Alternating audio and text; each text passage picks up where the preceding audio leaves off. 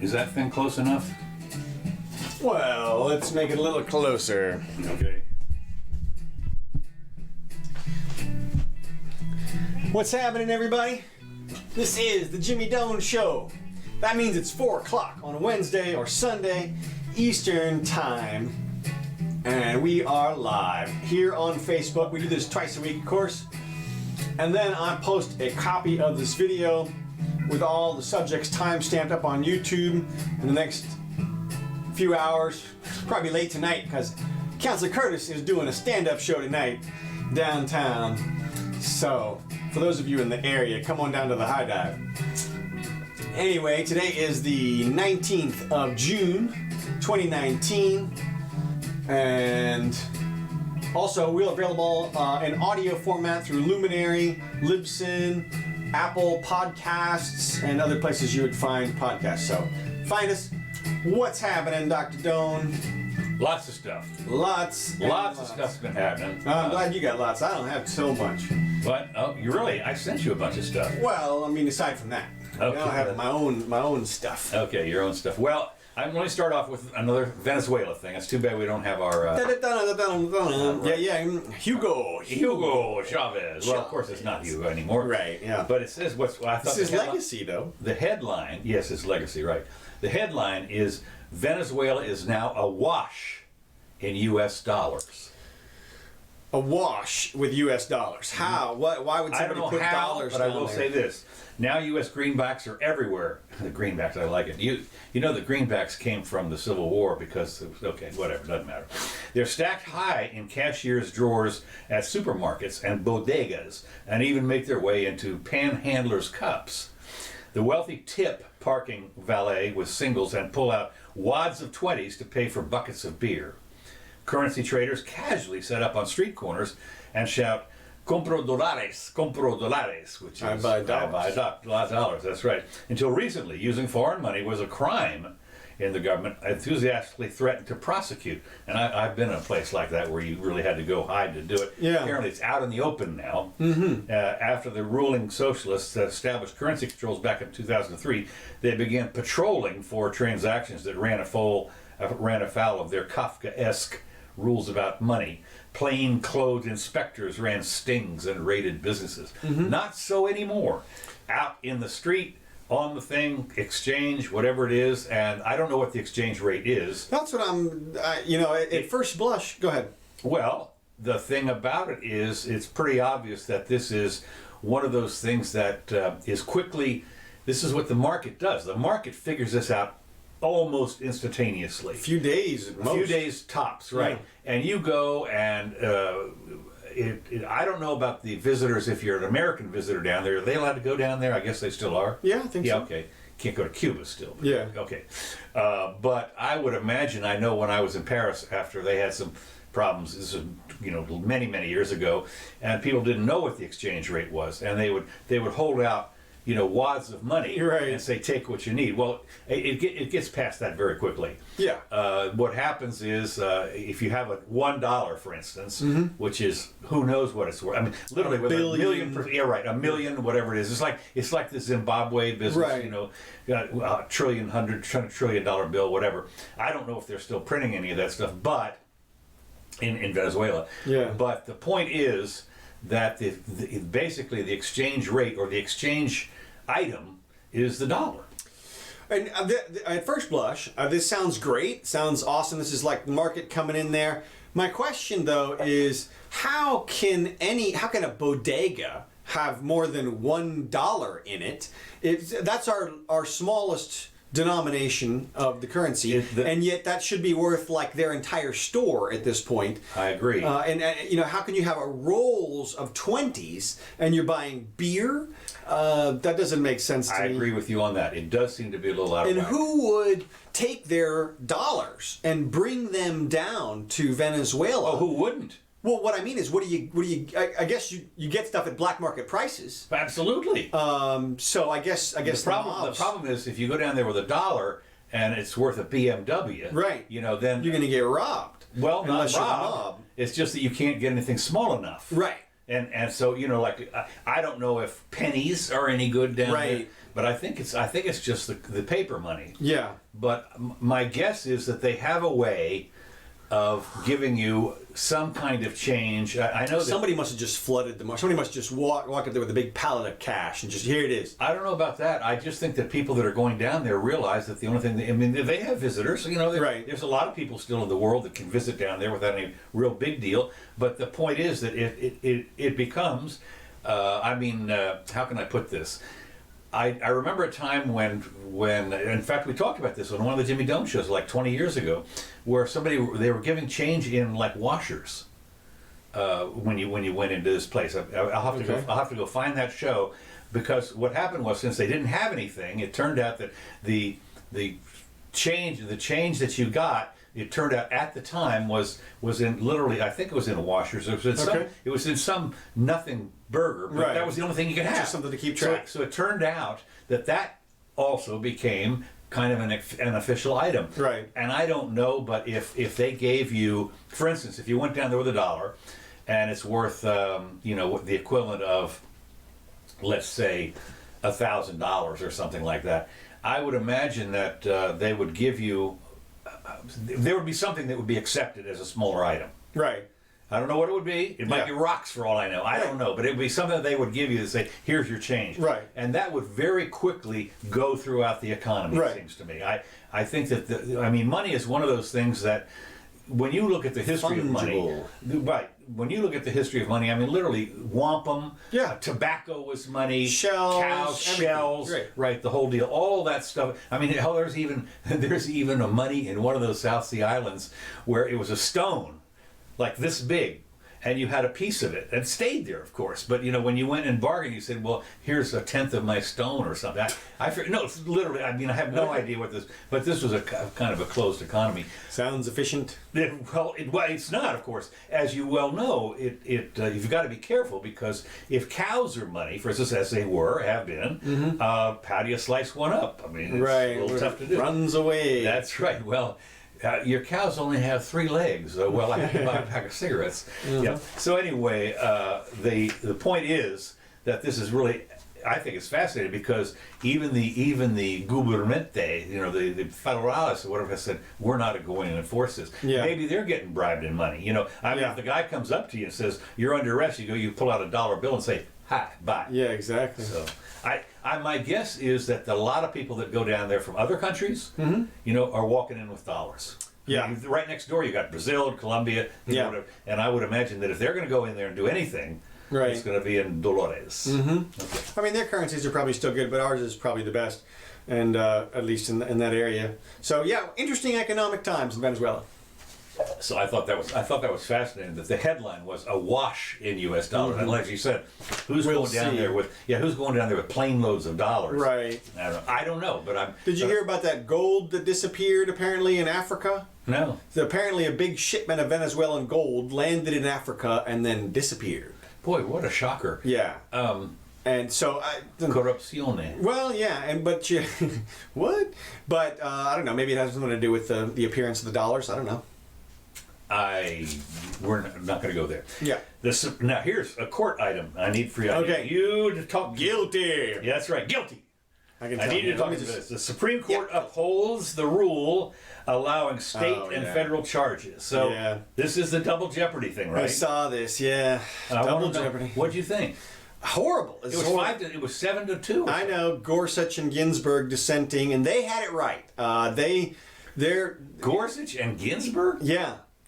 Yeah, and they got it right. And look, the majority went with precedent, basically. That was what they said. I saw that. 175 years, we're not going to change it. And precedent is one of the 5 legitimate bases of constitutional rulings, and there are 2 quasi-legitimate bases. But so that's important, but.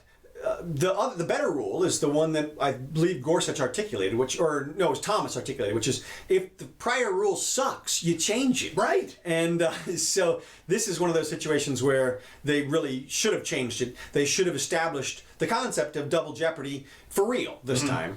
But no, we still live with actual double jeopardy, which means you can be prosecuted in both things. Now, if you think about it, though, it's a little bit limited because the federal government does not have a lot of laws that the state has. Right. And even something like murder, like you'd think O.J. Simpson, right? He got off in the state court. Well, can't they prosecute him in federal? Well, no, because it doesn't break any federal rules. Right. But it does keep the door wide open for all these nebulous political crimes like fraud and misrepresentation and just these things that seem to be able to sweep up politicians. And this particular case seems particularly poignant in light of Trump's circumstances. Which one was it?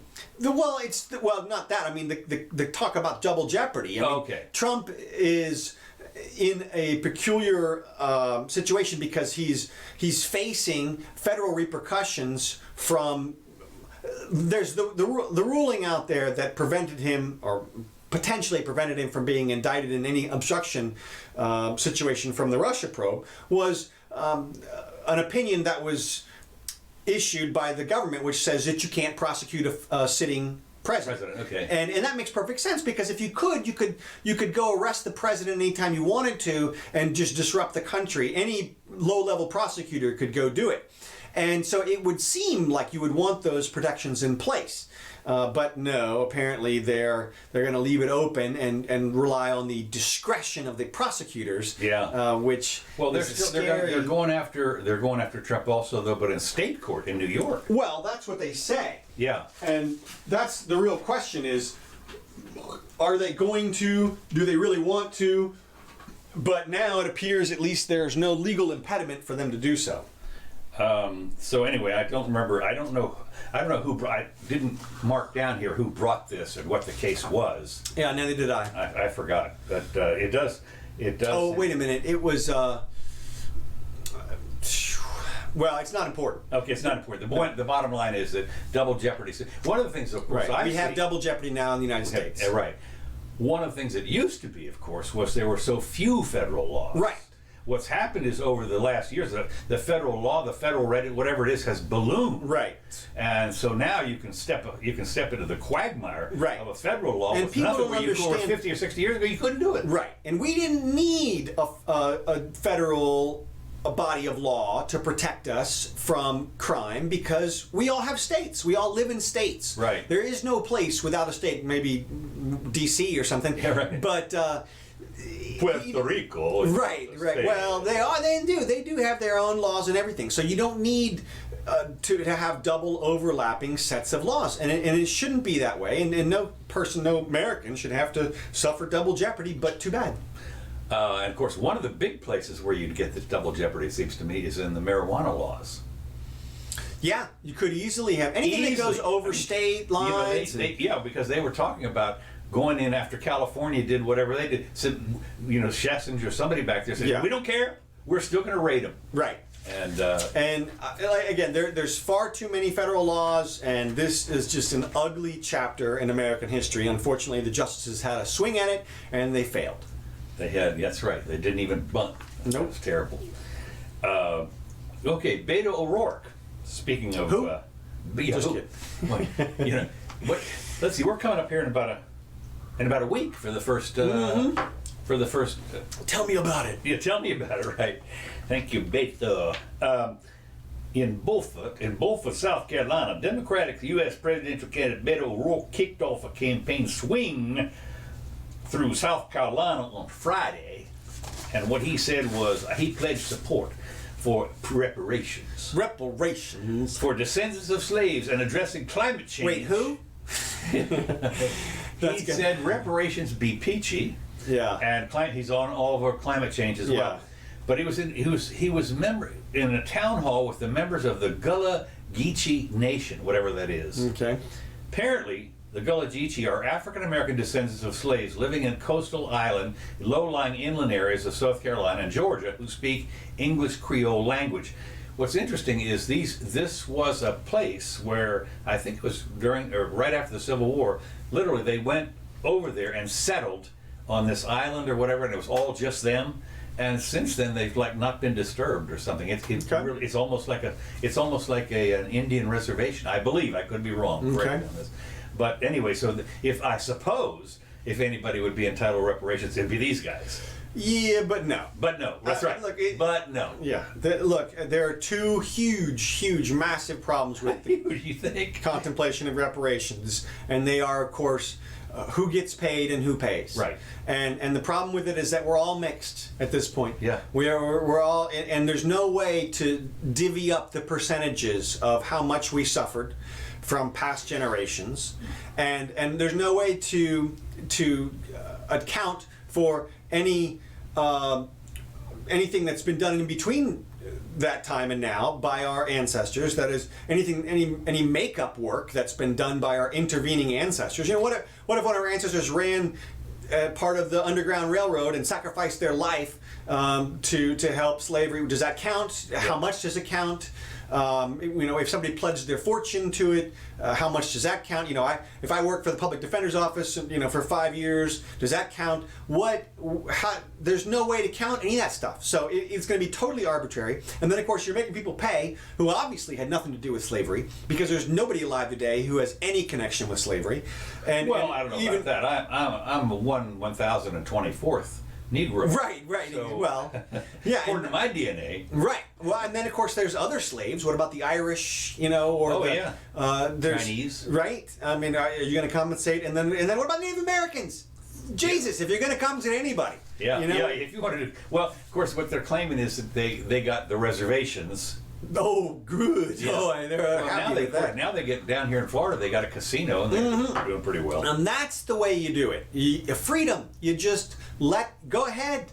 You know, and the reason they get to do that is because they're their own nation. The Cherokee tribe was never actually conquered by the United States, and they never actually were incorporated into the United States as a whole. It's actually an independent tribe nation within the United States. So they have special rights, which allows them to let us gamble on their property, which we're happy about, and they get to pay their people exorbitant funds as a result, and whatever. It's a little bit of a makeup, but it doesn't come from anybody. It doesn't come from taxes. They actually make the money. Right. And so, well, there's a lot of tribes though that are many, I think, that have done that. Have the Muskogee? There's several of them up in Wisconsin and Connecticut. Some of that were different tribes. When you look at the spread of the tribes around the United States, I don't know how many there were, hundreds of tribes. Yeah, at least. And so, I mean, they're the big ones, of course, you know, the Sioux and the Cherokee and whatever. Okay, anyway, now, speaking of tourism, which we're not, the Cubans are feeling the pinch of the Trump cruise, as the Trump cruise bites, the cruise ban? Trump ban, right, the Trump cruise ban. What's fascinating to me on this is, of course, one of the reasons they decided to do, is because the Cubans were aiding Venezuela. yeah. Really? That's what I heard. I read somewhere was that the Maduro would have already capitulated and collapsed had it not were not for the Cubans. I don't know, but you know, I heard. So we're going to punish the whole country by the grapevine, right? For the sins of another dictator in another country. Yeah. What? Yeah. Well, it's all diversionary tactics. The San Cristobal restaurant on San Rafael Street became a landmark on the tourist trail after Obama dined there in 2016, 3 years ago. Owner, guy obviously named Carlos Cristobal Marquez, has seen a sharp downturn in business in recent weeks. Today we are 20% full, and he served only 6 tables all day. I haven't done the math on that, but nearly 900,000 tourists visited the island on cruise ships last year, according to official figures. Almost 40%. Now this is kind of interesting. If you quickly do the math in your head, it's kind of interesting. Almost 40% were American tourists, bringing much needed dollars, and after nearly 60 years of embargo. Cuba seemed to welcome record numbers of U.S. cruise ship tourists this year, with 250,000 arriving in the first 4 months of this year. Now remember, it was 900,000 last year, and 250,000 so far this year in the first 4 months. So I don't know if that's not on par to do what it was last year, but it doesn't really matter. It says double the rate of the previous year, which I don't believe. It's a lot. But anyway, he clamped on it. He said, angered over Havana's support for Venezuela's socialist regime, at the Al Pirata restaurant on the cobbled streets of Tourist Quarter. The proprietor there bemoans the departure of Americans who he said were big tippers. Yeah. And he says our business is down 60%, which I think is interesting when you realize that supposedly only 40% of the people that visited Cuba were Americans, and yet it's the whole economy practically. I mean, the Americans are the big spenders. Well, that makes perfect sense. Yeah, it does. I mean, what I'm saying is that it's interesting when you tie your fortunes to the United States. You know, the Lord giveth and the Lord taketh away. I mean, this is one of those things. What are you going to do? I mean, they can. As the restaurateur, you just hope that they drop the barriers and people come in. Well, as I always say, hope is not a business. It is for them. Yeah, I guess that's all they got. Not a business plan. I just thought it was interesting that this is the regular guy on the streets. I mean, when you think about it, the panhandlers or whoever it is, or the people when you're walking through there and you've actually got real dollars. Mm-hmm. Now, part of this article was, oh well, the money just goes to the right the military and all this other stuff, and you know you're supporting the regime, and that's why we do it. And I'm thinking, wait a minute, you know, you go into your B&B, you go into your restaurant or whatever, and you pay them in dollars. Right. You know, it's not like there's some gendarme standing there ready. Well, that's French. You know, federale guy standing there taking a cut. Mm-hmm. So. Well, and they're not standing right there. They get their cut later. But the people who you just paid get a cut as well. That's right. So it does enrich the people, and I'm pro opening the doors down there. I want to see Cuba open, and I think that would be the quickest way to the demise of the regime. Oh, it's no question. Through the trade. I've said this on many occasions. Once you go in there with soap and jeans, mm-hmm. You know, things start to change in a hurry. I mean, they become. I mean, it's interesting to me when you see pictures of in African nations, for instance, and they're wearing, you know,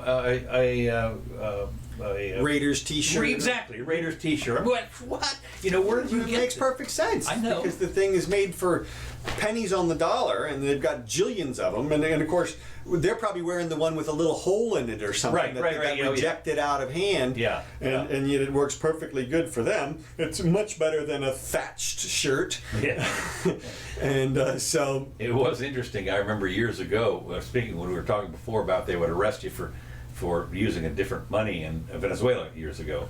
It wasn't that long ago, well before the wall went down, I guess, before the Soviet Union disintegrated. Mm-hmm. If you went to Moscow, you normally would wear like 3 sets of jeans. Right, jeans and T-shirts. Jeans and T-shirts. I remember you could go places and use your T-shirts as just cash. You could take off one pair of jeans, still have 2 on, and I mean, it was worth a fortune. Mm-hmm. So, you know, what size are you? I don't know, but I'll take those jeans. That's it. That's right.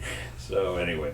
Okay, next item. A young bear was fed by humans and had many fans. This reminds me a little bit of that lion that got shot, you know. Yeah. Well, it's a little different. I know it's a little different, and they had to kill it. Well, they didn't have to kill it. They decided to kill it. Well, go ahead. There was justification, quote unquote, you know, in italics and quotes. A young black bear was shot and killed by state officials after becoming so habituated to humans that the public could get close enough to take selfies with him.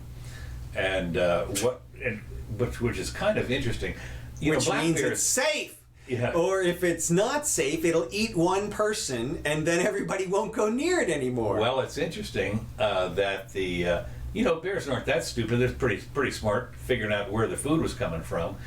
And what would happen is apparently people started to leave the food or their trash food or on the side of the road and then drive off. And then the bear got the impression that anytime humans were around, it's chow time.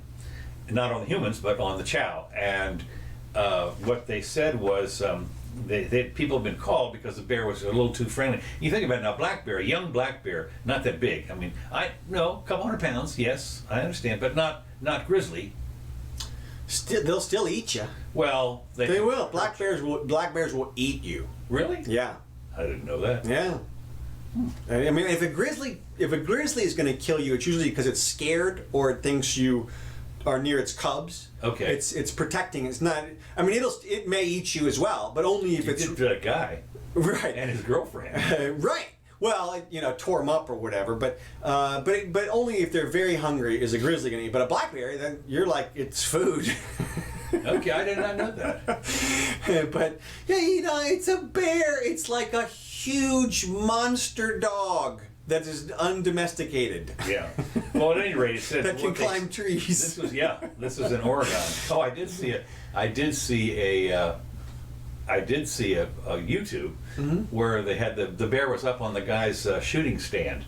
Mm-hmm. You know, Yeah, I saw that one. Yeah, okay, and he's, come on down, buddy. Yeah. Come on down. And the bear looks around, you know, and just climbs off the stand. This is the hunting stand, and literally comes down the ladder, just like a human, and then runs off. And good boy, get out of here. You know, that's my stand. It was really kind of funny. Yeah, Rick Stewart of the Oregon Department of Fish and Wildlife said if the bear had not been habituated, they could have relocated it. Because it had been successful, because apparently relocations have been successful in the past if they weren't used to humans. Right. What they said was history shows likely a habituated bear will stay away from humans, but history shows it's unlikely that a habituated will stay away from humans and this is a risk that wildlife officials were not willing to take. And of course, you wonder, I don't know, maybe how far away. Yeah, I mean, even if you locate it out in the middle of a forest somewhere. Look, the entire situation here arises out of the presumption that whoever's interacting with the bear is an idiot, and they're not an adult American. The fact is, if you're an adult, you got to watch out for yourself. You can't cross the road when there's cars coming, and you can't walk up to a bear with a bucket of chicken. And if you don't know that, you're not going to last very long, and then you won't be a problem anymore. That's right. So the old Darwinian, that's it. Culling the herd. It reminds me of that Japanese or Chinese girl that decided to take a selfie with a bison in Yellowstone. I didn't see that. Oh yeah. Did she get bucked Oh over? yeah. Oh yeah. I mean this is 2,000-pound bull bison came out here and butted the crap out of her. And she's just what a maroon. Yeah, and that's the video that needs to make it to YouTube. It'll go viral, and people will know. Yeah. You don't kill the stupid bear, and then more people go out there and feed other bears. It's like, let somebody get eaten. Why not? It is as I say, that kind of thing it sort of goes on in places where the animals cross the road. Africa, you see this happening sometimes where they're just wandering around, the elephants, or something. Even the gorillas, you'll see the gorilla come out and look around and everything, and you're thinking it's not cute, and then he'll go across the road and the whole family comes across. Yeah, it's cute till they rip your arms off. That's exactly right. It's like a Wookiee. That's it. That's exactly what it's like. Except it doesn't speak English. No, it doesn't. It's like a really dumb Wookiee. Yeah, right. I'm sorry. I never quite understood. What I understood what you saying. I know you did. That's right. It's good. I mean, it's interesting. I watched that movie enough times. I know. That's right. Well, I had a hard enough time with Klingon, but right. Okay. Tensions rise as Iran speeds up enrichment. Iran. Enrichment, yeah, Iran. What I thought was interesting, and the answer to this is the U.S. decided to send troops in. That's it. Send the Marines. Send the Marine in. Well, the thing about it, as anybody will tell you, is that Iran had the temerity to locate their country in the middle of our troops. Right. Well, yeah. And so, now another 1,000 are going over there, and I don't know where, one of the countries around there or something. Well, they're putting them in the Gulf there, and they're Marines, so they could land if they want to, but they probably just stay offshore and be a deterrent. Is that a deterrent? 1,000? Yeah. Well, yeah. It just shows them where. Well, how many? What Iran is a population of 80 million. 80 million, yeah, right? And their troops, they got 1 million or 2 million actual troops. Yeah. But their navy is like little dinghies and stuff. That may be, but still, it's the minnow. Our navy is not going to go its way up to the capital city. Into Baghdad. Yeah, right. I'm sorry. No, you see, Baghdad's Iraq, right? Yeah. Okay. Yeah, so Tehran. Tehran, yeah. It's raining. It's raining. Okay, good. Well, this is interesting on a few levels, and I thought more about the ship situation from last week, and I have a few questions about this. Okay. Well, first of all, I want to say before I get going, I posted an essay about war, politics, and peace or something on the Jimmy Doane Show under the papers page. Okay. And I updated it from 20 years ago when I first wrote it. Interestingly, the country at issue at the time was Iran. Wow. Yeah. Well, we've come a long way. Come a long Whoa, way. Here not we that go. far. That's right. Exactly. 4 inches. Right. Now, from everybody who knows the situation over there, Iran is one of those places that we kind of surround. Oh, yeah. And just like we do Russia, we have bases and people and boats on all sides. So they're no threat to us. And when I talk about in the essay is, it better be a threat to us before we go to war. It can't be a threat to our national interests. That doesn't rise to the level necessary to get our boys, our humans, our children involved in the conflict over there where we will lose lives and kill other people. You don't risk war unless everything is already at stake. Because whenever you go to war, everything becomes at stake. You could embroil. If we got involved with Iran, it's remotely possible Russia could jump in on their side. So you don't want to get into a big conflict with a little tiny, power like Iran that we would wipe out. Like we said, they wouldn't last long against the full force United States. But that's not their goal. If they have any goal in battle at all, it's to involve us with a bigger adversary and then hopefully come out in the favor of the winner and then put themselves in a better position. They're not going to try to fight us head on. They do terroristic stuff. They attack us collaterally and emotionally and things like that. So we should not be even willing to get involved in anything over there unless it is a threat to us. It's fine for us to protect our ships, or even to protect shipping interests. If you want to escort ships and protect them on a one-on-one basis, fine. But to launch an attack on Iran would be just way overkill. There's some question about Overkill. Yeah, and there's some question about obviously what is going on over there. That is, it appears that we got attacked, or our interests were attacked. And I'm going to say that wasn't us, that was an interest, and it's fine to protect that interest, but we shouldn't interpret that as an attack on us and retaliate. They weren't even our ships. That's what I'm saying. And so... Now, what you're referring to, of course, are the 2 little bombettes. That's right, the limpet mines or whatever. And there's all kinds of questions about this. Like, I've heard people say that limpet mines don't even work unless they're underwater, because they use the water as a compression tool to blow the hole in the ship. So they couldn't have been putting it on that up there on the top of the ship. The other thing, here's my question about this whole whodunit thing over in the Strait of Hormuz. We had a picture of the stupid ship from the opposite angle. Who took that picture? Who took that pic? Couldn't they follow the boat back to its original port? Even with a camera? Were there no spy planes in the area? No satellites? That Japanese ship didn't have one pontoon boat with an outboard motor they could have sent after them? Just to figure out where they came from? Where they're going back to? Nobody did that analysis at all? And yet here's this picture. Where somebody took the picture. Yeah. I mean, they obviously had a camera that was capable of following the boat. Couldn't they track that boat to where it was going? I don't understand why we don't have that information yet. And to me, that's suspicious. That should be readily available information. We tracked the boat right back to the port, and then they got off, and these guys went this direction. I mean, that has to be part of our intelligence.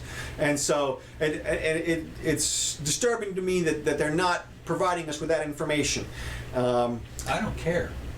Well, what I'm saying is, in terms of a justification for retaliation. They don't need it. That's this whole thing. Well, they do kind of need it. This is all part of the public's... They looked at this grainy picture and said, yep, that's who it was. No question about it. And by gosh, they're not going to get away with it. This is the Iranians. And of course, it's interesting because the Japanese ambassador, who happened to be sitting talking to Khomeini at the time, said, well, no, I don't know. It doesn't... we're getting conflicting reports. They said the people on the ship said that's not what happened. There's some indication it was a drone. The first time I heard the story, it was a torpedo. Yeah. It was a torpedo. Now, torpedoes is... You got to have a submarine to fire a torpedo. Well, but not only that, the torpedo would have to leap out of the water. Yeah, and then hit it into the thing. Right, exactly. So there is misinformation, confusion, and obviously, from my perspective... It sounds like false flag to me. I tell you right. It does, without more proof of where these people came from. Now, one thing... they're going to manufacture the proof. I mean, you think about it. When you think about the weapons of mass destruction, or the yellow cake uranium, or all that kind of stuff, this happens all the time. And there you go. Maybe so. And that's kind of what it seems like at this point, because we don't have those pieces of information that I just mentioned. It seemed to me They claim, our glorious leaders, our overlords, claim to have absolutely ironclad information that this was an Iranian attack on the waterways, and by God, we're sending 1,000 troops over there so we'll be ready to go. Well, let's see some proof. Let's see some better evidence than a grainy video. Show us the path of the boat when it went back to port, that kind of stuff. Give us a little expose on the people who own the boat and what its normal purpose is. I mean, that stuff's got to be readily available information. That can't be hidden. That can't be. Well, the problem is, if the real information came out, it would probably disprove the. That's what I'm trying to say. It would probably disprove the current.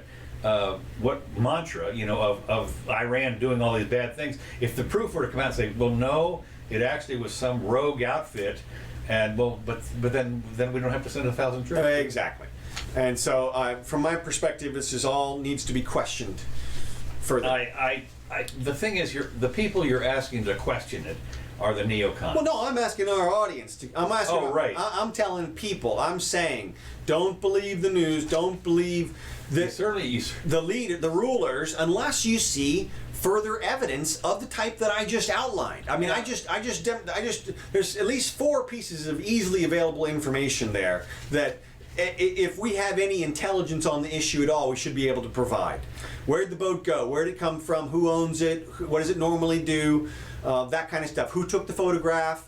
How come they didn't follow the boat back? Whatever. All those questions should be answered before we assign blame. And then, as I was saying, if it's just national interest and not national security, that doesn't cut it for me. Yeah. To me, you don't go to war over them sinking somebody else's trade ship that you might have gotten some trade out of. That's too broad of.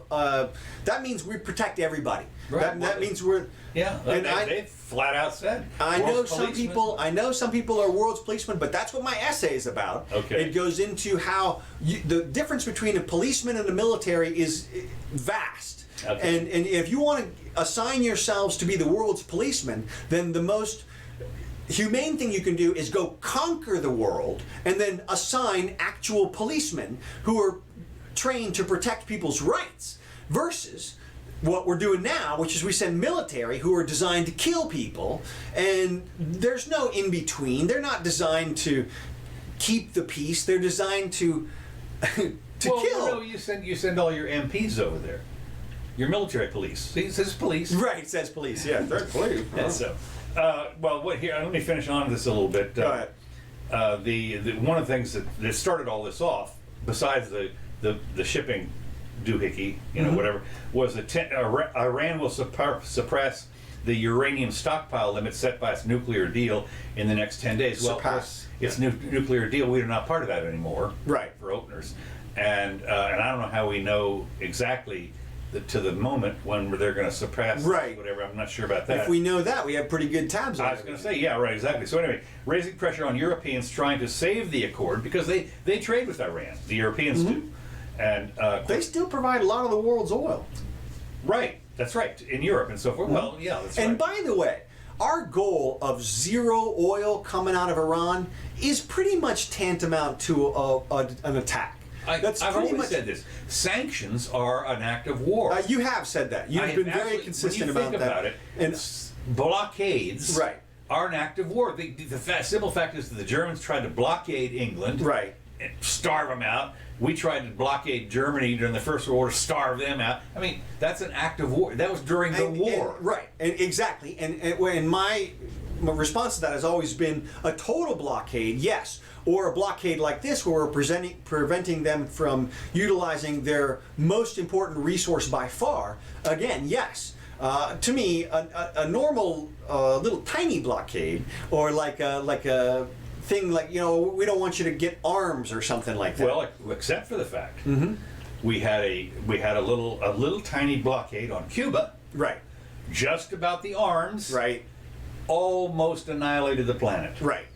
And look, it's the most dangerous thing to do. There's no question. And we've seen ships that were attacked, which may or may not have had arms on them in various conflicts throughout the ages. Well, I thought it was interesting. I think that they finally determined, yes, it was true, was that Lusitania was actually had a behold. Right, and then there was that one headed to Israel or Palestine not too long ago, and so and the hold was buried with. It's a dangerous game to play, and I certainly wouldn't be playing it unless there was an existential threat to the United States. Existential threat, as far as I'm concerned, is when, I suppose you could consider an existential threat when the Russian ships carrying missiles are 100 miles off the Cuban coast. That can be existential. I'm with you there. And that's about it. And if the Iranian army decides to load up and invade Daytona Beach, that I can understand maybe. I'm with you. I'm not too worried about that. I'm not either. Exactly. Bring that minnows over here. That's right. So anyway, hours later, the two countries... We'll shoot it with cannons from St. Augustine. Right, exactly. Well, no, and of course we could also... What were the cannons that were up there in South Carolina that shelled the island to start the Civil War? Oh, right, okay, yeah. And the Fort Sumter. Right. We'll blast you out of the water. Cannonballs. Okay, hours later, let's see, this is raising, stockpile. But hours later, the two countries, Iran and the United States, seemed locked in a standoff when the Pentagon announced it was sending about 1,000 additional American troops to bolster security in the region and face what was the U.S. said was a growing threat from Iran. To put a target in the area. No, I'm just I mean, 1,000 troops. My Navy friends are like, hell yeah, let's sink their asses. Yeah, no, I've seen people like that too. The early announcement by Iran's nuclear agency marked yet another deadline set by Tehran. The President Rouhani already has warned Europe that a new deal needs to be put in place by July 7th. Or the Islamic Republic would increase its enrichment of uranium. Now, what's interesting is the enrichment could reach up to 20%. Now, right now, I think the enrichment, and I'm not sure what this is for, but I think for a power plant or nuclear plant or something like that, it's 5 or 10% is the enrichment level. I'm not sure. But 20% is still, whether you like it or not, a far cry from the 95% you need for a bomb. Mm-hmm. And so the danger of nuclear proliferation experts again, top men, warn that 20% is almost there, even though it's only a fraction of the 90% you need. Mm-hmm. And I think that it's interesting, as I've said, and Mrs. Jimmy is all over me on this. She thinks I'm a nutcase, and that is my question is on a couple levels. Say they got a bomb. Mm-hmm. I would say this now. What I said was certainly have to test it. Okay. I mean, and she says, well, they're going to test it on Israel. Well, I don't think so. I mean, maybe that seems awfully. That would be suicidal. Stupid. Oh no, of course it would be. Right. I mean, you made one. Right. Okay, and we don't know if it's going to work. This is what I have said from the beginning when they talked about WMD with Saddam, and people were saying, well, if he gets a bomb, he's definitely going to use it. I was like, what are you thinking? What are you talking about? If he gets a bomb, using it would be the very, very last thing that he would do. Well, they're crazy people. They're insanity. They don't have any. They have no regard for life. The other threat is they'll blackmail us with their bomb. Really? Like the way we do to them? I mean, what are you talking about? Like, what are they going to say? If you don't do it, we'll light off our bomb? Like, no, you won't, because then you will glass your ass. Well, it's interesting because when all the countries that have the bomb today, China, nobody fights. Israel, UK, France.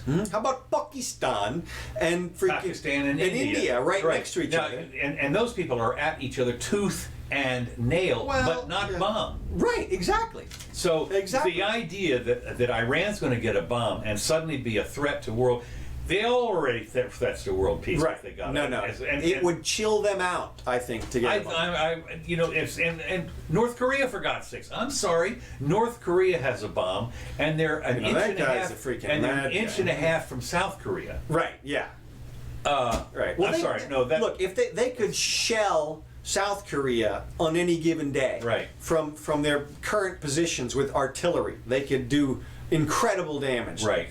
So. I say, don't come here because we have the bomb. Yeah, exactly. No, look. No, see.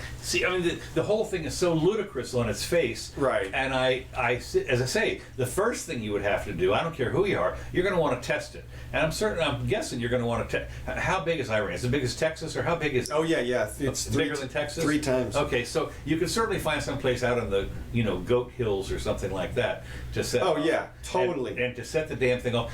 9 seconds later, Israel shows up. Right. I mean, seriously. Yeah. I mean, they mobilize the entire place, and they go through. I mean, you're gonna be nuts. Right. They would have every single airplane would be out there loaded to the eyeballs. God, are you nuts? It just makes no sense at all, as far as I'm concerned. I'm with you. Yeah, look, the original concept of the bomb was the bomb to end all wars, and it's done a pretty good job so far. Yeah. It is, yeah. Let's see. In terms of major war, yeah. nobody who's got the bomb has entered into any big wars with one another, with each other. Well, not certainly with the bomb business, but that's for sure. Okay, well, I'm not going to go there. Okay, but as continuing along on this, the Trump administration is not seeking to conflict. Everybody said we don't want war. No war for us. No war. We don't want it. We're not looking for that. No aggression and so forth. See, what we're done is entirely deterring Iranian aggression and threats to U.S. interests and international shipping, says Pompeo. Pompeo said he's confident that the American military is acting to confront any challenge and is prepared and ready, he said, to respond to any attack by Iran on U.S. interests or Iranian disruption of international shipping. A day after the Defense Department announced deployment of 1,000 troops to the region, Pompeo stressed that President Donald Trump doesn't want a war and only wants to reestablish a deterrent to threats and so forth. Doesn't want a war unless he's losing that election. Right, that's right. The United States must have the capability to respond to any Iranian attack, he says. And of course, they're sending another 1,000 troops in response to what they call hostile behavior, which I think is the little bombettes that went on those shipping. Yeah. Things. That's the hostile. And the deployment should convince the Islamic government of Iran that we are serious and to deter them from further aggression. And of course, you're looking and say, what aggression are you talking about here? I said, well, like you said, if it's that shipping boat, are they trying to blow up oil tankers to raise the price of? They could have done better than that. I would say that if they had filled the a step-up van with the fertilizer and oil and driven it off with in there, they could have done more damage. When you think about what a van loaded up with the nitrate and the oil did to the building in federal building, I mean, really blew the whole front of it off there. Yeah. So that's what you would use. We're just moving our truck around a little bit. Oh, sorry, we bumped it. So, okay. What I thought, this is just a headline. I thought this was fun. $1 billion worth of cocaine was seized in Philadelphia. Yeah, I saw that. $1 billion. This was it was tons, 16 tons. That's interesting. And what do you got? Another day, whatever. But what I'm thinking is they seized 16 tons. Somebody thought, well, if I don't get away with it, I'll still try again. I mean, you wonder how much got through that day someplace else. Yeah, I mean, it's hard to imagine that. That's a staggering amount. It is, but my thinking is that it must have been destined for a large area. Oh, there's no question about that. I mean, it was in all these containers. Of course, the other thing is, not that it matters, I suppose, but they must have been tipped off because you don't tear up a ship like that. It was it was a huge ship. Okay. That was carrying normal freight. All we have here is we have loads of steel. I don't know what it was from Philadelphia. So sugar. And I think they arrested 4 people. There's some mob guys that are gonna. Well, they may be whacked for that. Well, could be. I understand. That's $1 billion. That's real money. That's real. That's Tony Montana kind of money. Tony Montana. They made my little friend. You do want a war? There's going to be a war over that. That's so. But I'm thinking that if they had the gall to figure they could get it, maybe could get it by. you They know, got it all the way to Philadelphia. boy, ain't that the none of they go all the way to Philadelphia, and but it's interesting to me that now they know that doesn't work, Right. so we'll try something else. Yeah, sure. Well, look, the demand, they didn't do nothing to the demand. Right. Yeah. Nothing. Now I haven't. I was going to run downtown and price it, Right. but I didn't. But like you say, yeah, the price hasn't gone. No, obviously just for research. Yeah, that's it. That's all it is. See my notepad. See my pencil. That's right. Yeah, that's it. So at any rate, I thought $1 billion. I mean, we're talking about tons. Staggering. And of course, what I hate about that story is, of course, is that there's just Americans all over the place who didn't get their cocaine this weekend, and so You can watch them. You can watch them. Sometimes they're having the shakes. And I'm sorry. What are you? Man, and you know they're gonna be- mustard. they're going to be snorting like glass and baking soda I instead. guess. And So the next item: Sanders to go full throttle on socialism last Wednesday. Oh, now he's going to go full. Yeah, well, this I picked this up. Well, I forget when it was, but I don't think this is yesterday's news. But it's real close. Bernie Sanders is throwing a Hail Mary, fully embracing the socialist label that nearly 24 other 2020 candidates have been careful to avoid. The Vermont senator plans to defend his so-called democratic socialism, quote unquote, calling it the only path to ending authoritarianism and oligarchy. Socialism, okay, in the past, socialism had done a magnificent job of ending Monarchy. authoritarianism. Yeah, sure. Yeah. He will now guy- argue. Go ahead. There's a couple things here. He will now argue that the U.S. has guaranteed civil rights and for everybody, and now economic rights need to be guaranteed. And these are such things as health care coverage, a clean environment, and the right to as much education as one needs to succeed in our society. Bernie is delusional. Oh no! Beyond that, he hasn't. Actually, what's happened is apparently he's fallen behind Biden or something a little bit. So he's ramping up. He's doubling down on it. We must recognize that in the 21st century, in the wealthiest country in the world. Now, I question that. Yeah, well, We're 20 trillion. $22 trillion in debt. You can say what you want, but if you owe more than you got, you ain't wealthy. Well, we got a little more than that, but Barely. yeah, it's true. We're certainly not where we used to be, or anything close to that. I mean, our cash flow is the highest, though, I think.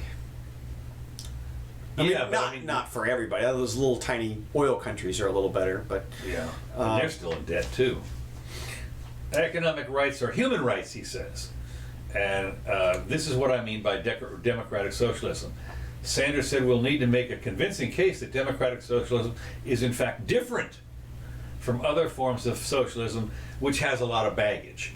And he's right, it does. There's no question, And so when you sit there and talk about Venezuela or other socialist countries, and you say, but that's different. No, you don't understand. See, our version, which nobody's ever seen yet, right, is going to be better than that. So, that's the thing. He can't articulate a better version because there's no such thing.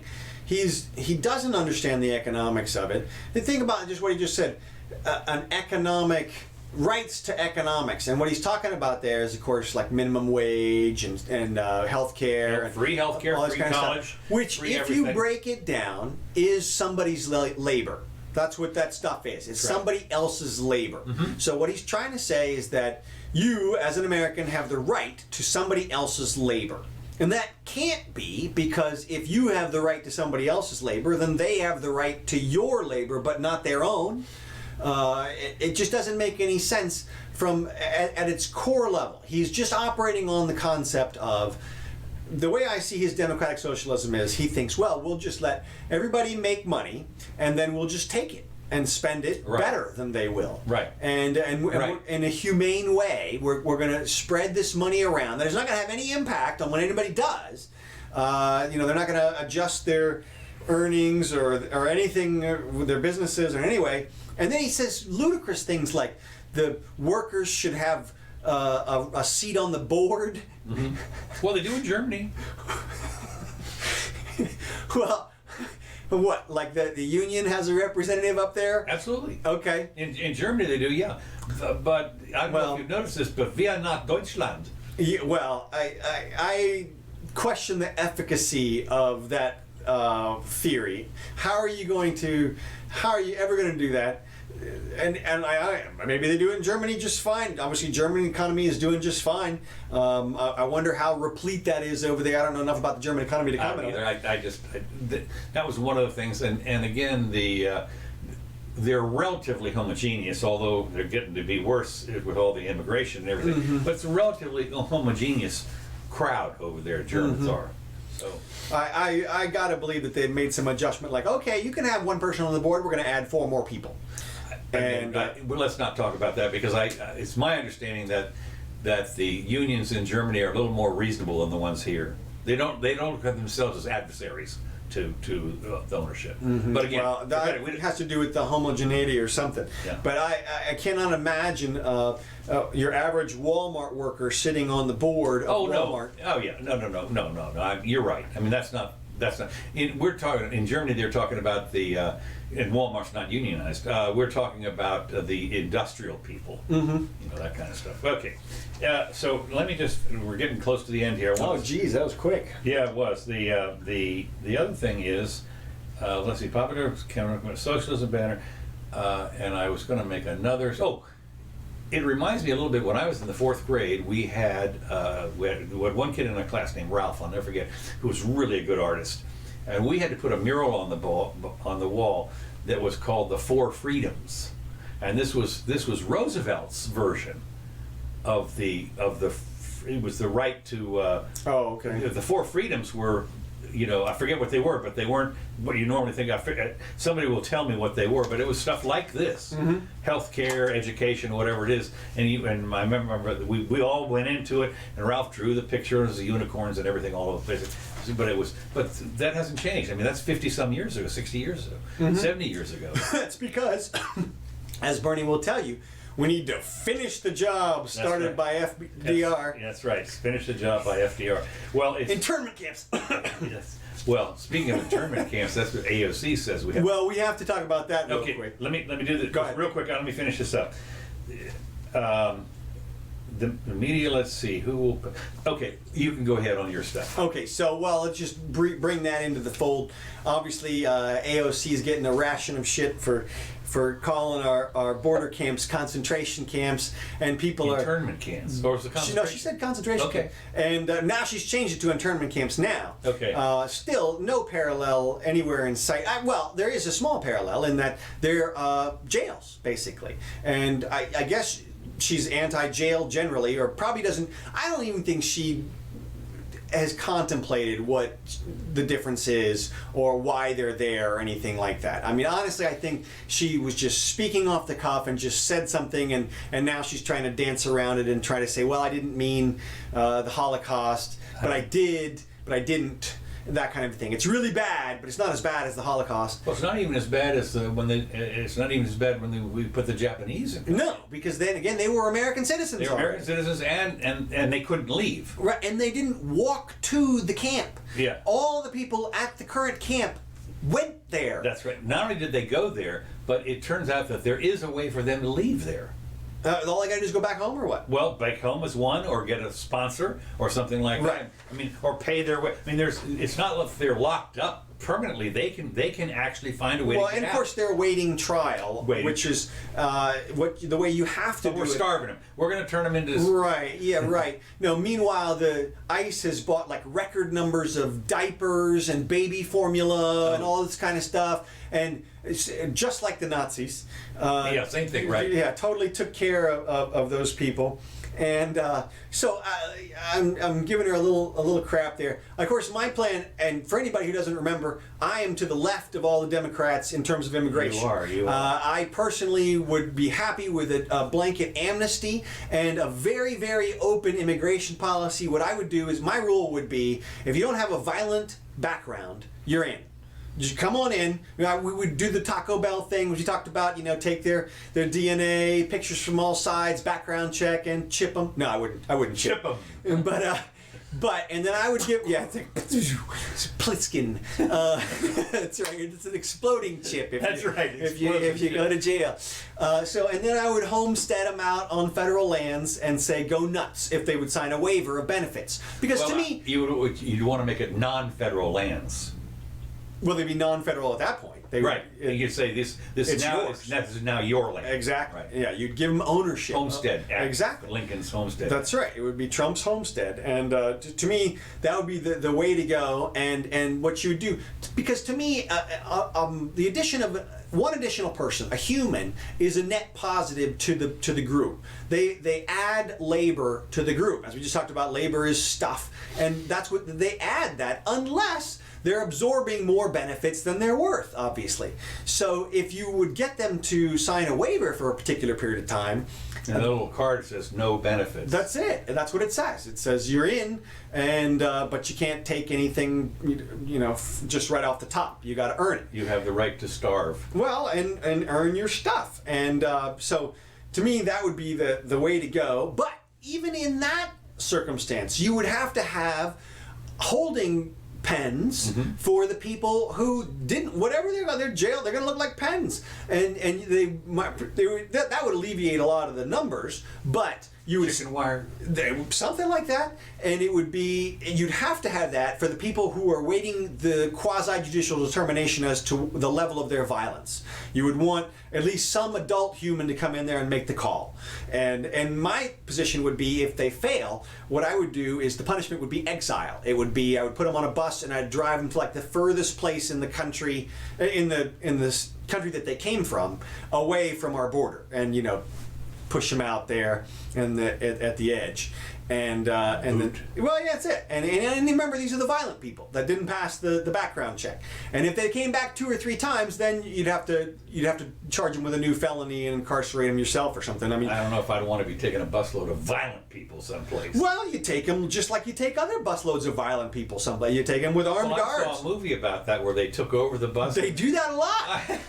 Con Air was another one. There was a movie about that, so. That's right. So how can they do that? Okay, and that's what you do. Your busload movie here will be Con Air, and that's right. Your bus and your seat cushion can be used as a flotation device. That's right. Or bullet. That's right. It's bulletproof. That's right. But that's what I would do. I would take them back, and exile would be the thing.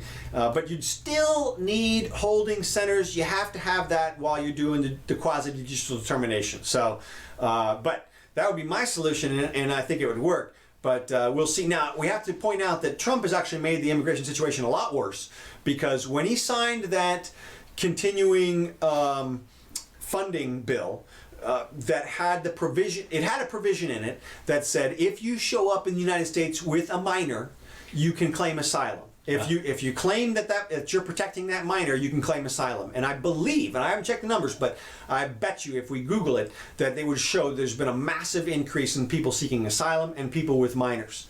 And it's just, they really opened the door for that to happen. When you see some guy, in a cane and a wheelchair coming in saying, I'm this guy's son. Yeah. Uh-huh. But I'm a minor, I'm not old at all. That's right. So we'll see. All right, that's all you got? Yeah. Let me see if I got, we covered a couple of mine. The border, there it is. Trump. I thought it was interesting during the Trump rally that CNN cut away during the boo CNN portion. Oh, is that right? Yeah, that's what everybody was saying. Now, I watched a little bit of the video, and I didn't hear him saying CNN sucks. I didn't hear the chant. But the accusation is that they cut away when the crowd started chanting CNN sucks, which to me just exemplifies the position that they're in right now. Anybody who even attempts censorship, it backfires instantaneously. Yeah. Instantaneously, the news is about the censorship and not about whatever it was that they were originally saying. Now, I don't know. I think I probably have it on tape, but there was an independent organization that was filming this whole thing. Now, CNN might have been there. Okay. But Ms. Jimmy watched it on, there's this outfit that you can call up and give them money. It's a not PayPal, but it's a... Trump News or something? Well, no, it's not Trump News. It's an independent company that follows Trump. They're pro-Trump and everything, but they you can call them up and give them your credit card or something, and do $5 or $1 or $2, and of course across the bottom, like when Jerry Lewis would have the thing, Right. across the bottom, It's reached 15 million. no, across the bottom it would say, J Boob, $15. Francis okay, so and so, and it would go across the bottom if you made the thing. That's the way they paid for it. Right. And of course, I'm just going to repeat what I said last week, which is now we are in deep doo-doo because obviously Trump's going to be the nominee from the Republican side, which means there is no more conservative in the group. There is nobody watching out for the money supply. There is nobody even contemplating bringing us back to the gold standard or anything like real tax cuts or anything like even thinking about tapping the brakes on federal spending. It's just gone. Well, it's even worse than that. There's big questions about can Trump demote Powell, right, head of the Federal Reserve? Well, he can fire Powell. Can he fire him? Yeah, I think he can fire him. Of course, it's not a federal. And you understand the Federal Reserve is. Yeah, I know, but they're quasi. I know, but I don't know if he can appoint a new guy. But the idea was somebody said they could demote him, whatever that means, right, and then put his own guy in make there, him the vice chair or something, right, and then put his own guy in there who will. Cut the rates back down. Right. Well, we'll see, because if he can do it and Powell doesn't, but I think the monetarists at the Fed will be happy to jump on board. I agree with you. With that. Powell's not going to let him, not going to lose his pension. No, yeah, because here's the thing. Geithner and Bernanke and Paulson, those guys swore on stacks of Bibles that what they were doing was accurate and correct and was going to save us all. Mm-hmm. And their entire plan hinged on the unwinding of the Fed's balance sheet after it was all over. Right. And guess what? That's not happening. Duh. We called it. We knew they weren't going to do it. It was a lie from the beginning, and now we're seeing it. And so those guys, from my opinion, I wish that they would go back and investigate those guys, but it's never going to happen, obviously. No, because they got out billionaires. And they got out. They got out early. Yeah. And well, it's not my problem anymore. We did our part, and now we pass it on to you. We saved it. I know. The world economy. I know. The economy would have crashed completely, right? Except we saved it, right? Except they didn't. And of course, there's no way to know. Well, not until it's all over, and it just hadn't ended yet. Well, a time machine would help. Yeah. Well, we're not going to know what the repercussions are until those chickens come home to roost, which means you got to pay off 10 or 12 trillion or 15 trillion dollars, plus pay back the Fed, plus raise interest rates again. When all those things are normalized, then we can talk about the efficacy of their problem, of their solution. But until then, no. And so I don't think the current guys are going to go down with that ship, and because they would get blamed for it in the public's mind. Whoever's in charge, whoever's holding the reins when the thing goes off the cliff is the one. Well, the thing that a lot of people are saying is interesting is that he's announced whatever he's announced. He's going to run for the second term for some reason, and somehow he thinks he's going to make it through that 4 years, which would now be 5.5 years today, without having the big. Yeah, I honestly thought Trump might say, "Well, I'm done. I did my part, and now I'll pass it off to the next guy." Well, except for the fact that if it happens within the first 6 months of his new, if the crash happens, which will be beyond anybody's control at that point, is he going to take? I would guess that he's not going to own it. Wasn't my fault. No, well, that's when we get the launch on Iran situation. True, that's right. I mean, because that's the only thing that saves the president from an economic disaster is an international disaster. War, yeah. So, well, we'll see. Real quick, I guess that's it. Okay, yeah, we're over. All right. Well, hey, thanks everybody for joining us. I see Gene on there. Thank you, sir. We appreciate you coming out. Uncle Bill, Chad, hey, buddy, how are you? Rob. And so thanks everybody for tuning in. Chad, love to have your input here, man. I know you've got some contrary opinions. Let us hear it. So let's see. These tracks brought to you by Kevin MacLeod. Yes, Conor McLeod's brother. Yeah. He's a Highlander. But we like Kevin. We really appreciate him letting us use these tracks for the show. So thanks again. Come join us on Sunday at 4 o'clock. If you're in the Gainesville area today, come out, watch me do some stand-up, 9:30 p.m. at the High Dive. We got a 10 minute show. Make you laugh for a few minutes anyway. And otherwise, I guess we'll be back on Sunday. I'm Counselor Curtis, and this is the Jimmy Doane Show. And we thank you. So spread it around. You're welcome to share this thing on Twitter or any place else you feel like it. So we'll talk to you soon.